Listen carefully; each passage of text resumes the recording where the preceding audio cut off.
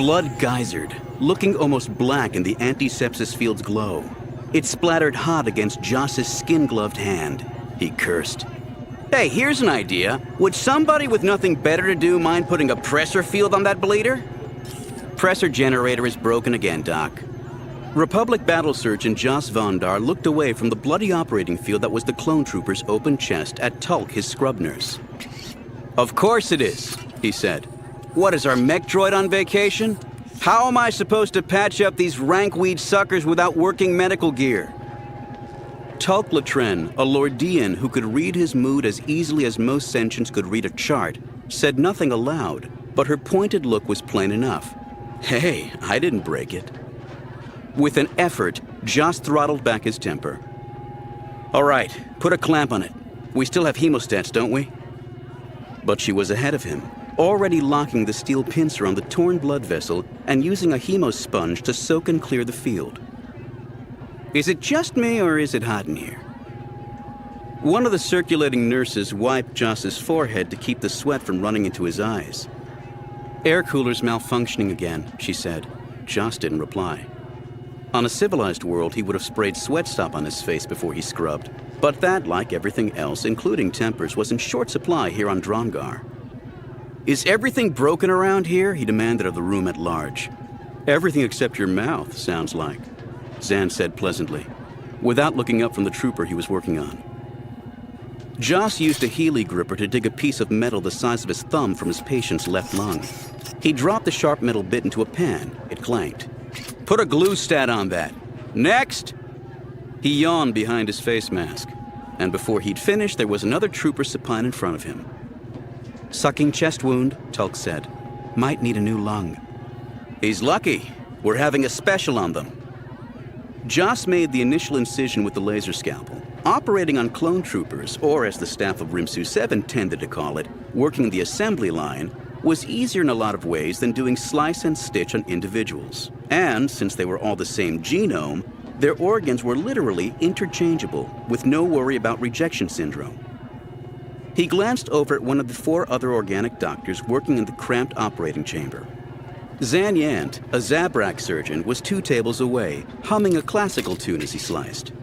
Joss knew Zan would much rather be back in the cubicle the two of them shared, playing his guitarra, tuning it just right so that it would produce the plangent notes of some Zabrak native skirl. Zan had the soul and the hands of a musician, but he was also a decent surgeon. The Republic needed medics more than entertainers these days, certainly on this world. The remaining 6 surgeons in the theater were droids, and there should have been 10 of them. 2 of the other 4 were out for repairs, and 2 had been requisitioned but never received. Joss quickly determined that the sergeant, the remnants of his armor had the green markings that denoted his rank, indeed needed a new lung. Tulk brought a freshly cloned organ from the nutrient tanks while Joss began the pneumonectomy. In less than an hour, he had finished resecting, and the lung, grown from cultured stem cells along with dozens of other identical organs and kept in cryogenic stasis for emergencies such as this, was nestled in the sergeant's pleural cavity. The patient was wheeled over for suturing as Joss stretched, feeling vertebrae unkink and joints pop. That's the last of them, he said. For now. Don't get too comfortable, said Lemeth, a Duro surgeon, who specialized in amphibious and semi-aquatic species. Word from the front is, another couple of med lifters will be here in the next 3 hours, if not sooner. The lights abruptly blinked off, then back on. Everyone in the chamber froze momentarily. Sweet Sookie, Joss said. Now what? In the distance, explosions echoed. It could have been thunder, Joss thought nervously. He hoped it had been thunder. It rained here pretty much every day, and most nights for that matter. Big tropical storms that tore through with howling winds and lightning strikes that lanced at trees, buildings, and people. Blast, Zan said. What? Got a chunk of shrapnel intersecting the portal artery. If I pull it loose, it's gonna get ugly in here. Thought you said you had this one signed, sealed, and transported. Joss nodded to Zan's circulating nurse, who opened a fresh pack of skins for Joss to slip his hands into. He wiggled his fingers, then stepped in alongside his friend. Move over, Hornhead, and let a real doctor work. Zan looked around. A real doctor? Where? You know one? Working together, they managed to extricate the shrapnel from the artery with minimal damage. When they were done, Joss looked around with a sigh of relief. Well, kids, looks like a perfect record. Didn't lose a single trooper. Drinks are on me at the cantina. The others grinned tiredly, and then froze, listening. Rising over the steady pounding of the rain on the foam-cast roof was another sound, one they knew very well. The rising whine of incoming medlifters. The break was over, as most of them were, before it had begun.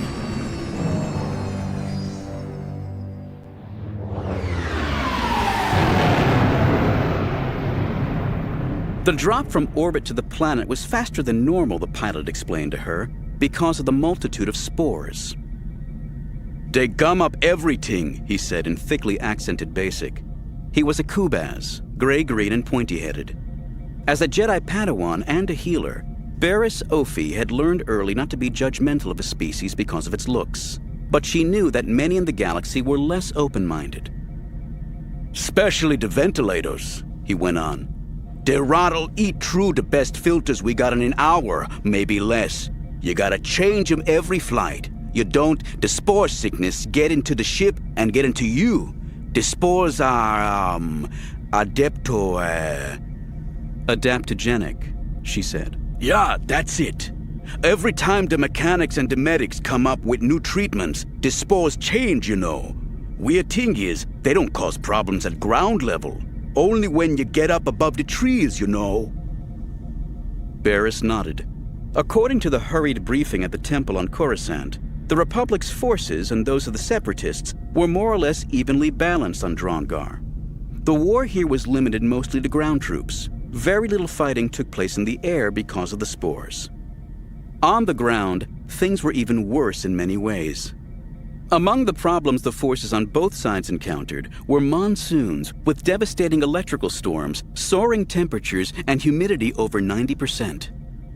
What kept both sides struggling for control of this pestilential quagmire of a world was Bota, a plant somewhere between a mold and a fungus, which to date had been found almost nowhere else in the galaxy. Bota grew thick on this backwater planet, but all attempts to transplant it off-world had failed. The plant was extremely valuable to both sides because, like the spores and other flora and fauna on Drongar, Bota was highly adaptogenic in its effects. Many species could benefit from it. Humans used it as a potent broad-based antibiotic. Nemoidians used it as a narcotic painkiller. Hutts utilized it as a valuable stimulant almost as powerful as glitterstim spice. And many other species found it useful for still other functions. Processed by freeze-drying, the resulting product was readily transportable. Its only drawback was that once harvested, it had to be processed quickly or it degenerated into a useless slime. Bota was also one of the main reasons Barriss was here. It was true that her primary mandate was to augment the doctors and surgeons who cared for Republic troops, using her skills as a healer. But she was also supposed to keep an eye on the harvesters, to make sure that the Bota was being packed and shipped to off-world Republic ports, as it was supposed to be.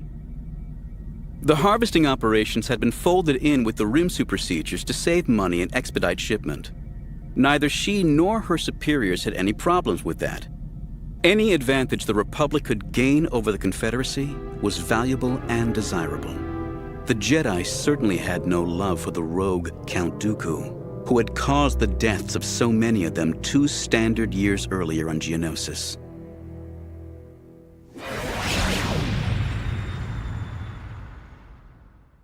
Joss was snatching a few precious moments of sleep in the cubicle he shared with Zan when he heard the transports approach. At first only half awake, he thought it was another medlifter bringing in more wounded, but then he realized the repulsor sound was pitched differently. He pushed through the osmotic field that covered the cubicle's entrance. Blinking in the harsh light of Drongar Prime, he watched the transport spiral down to the pad. He noticed Zan, Tulk, and a few others emerging from the OT as well. The shuttle's hatch opened, and so did Joss's mouth, in surprise. The new doctor was a woman and a Jedi.